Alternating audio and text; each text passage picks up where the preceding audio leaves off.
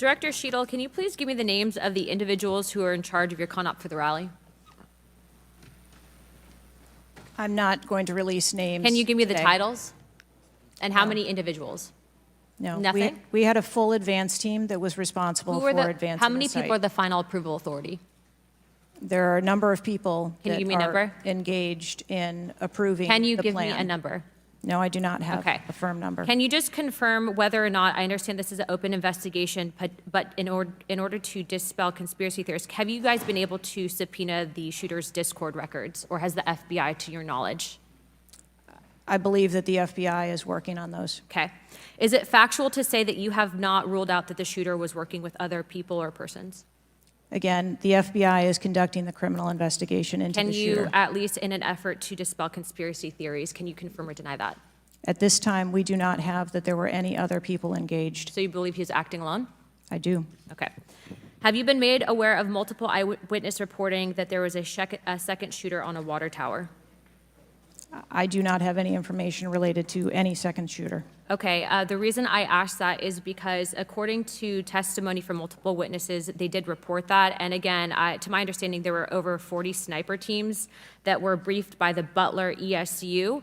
And I want to make sure that people are aware, if you're saying that there's not another shooter, that we are able to clear that information, because from this whole entire briefing, it doesn't seem like much information has been able to get out to the American people. So I'm trying to dispel rumors, as I'm sure you understand. Was it true that Secret Service was present at the Butler ESU briefing? There was a briefing between the counter sniper teams that were working Secret on the Service ground. present? Yes, to my knowledge. Okay, I want to read you a report from people that seem to be throwing you under the bus and stated that they were in attendance and that Secret Service was not in attendance at the security briefing, according to individuals with knowledge, to also include that the AGR building where the shooter Thomas Matthew Crooks was located was actually not a part of their security perimeter for that. So there was not Secret Service present. It seems as though that when you were asked earlier from Rep. Krishnamurthy about whether or not Secret Service was aware of a threat, you had said no, they were unaware of a threat. And yet, according to communications, again, from law enforcement that were in some of these group chats, they actually had reported that Secret Service was made aware of a threat at around 5:59 p.m. as a part of the command, including Secret Service, aware of messages and requests about information about the suspect's location. Can you please tell me if you have knowledge of that at all? Again, I think we're conflating the difference between the term threat and suspicious. But you guys did have knowledge at 5:59 p.m. according to those group chats, did you not? Of a suspicious individual. Okay. Chairman, in my opinion, according to some of the testimony today, I feel that you have perjured yourself in some instances, and so I'm going to ask for a full review of the transcripts by staff, and if you find that to be the case, I do ask that you bring perjury charges against the director.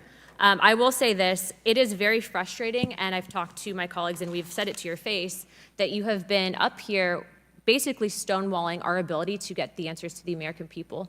And what I will also say is that every single member of Congress does not feel safe with you in charge. You have heard that, and I think that we are all sitting ducks with you in directing the Secret Service currently.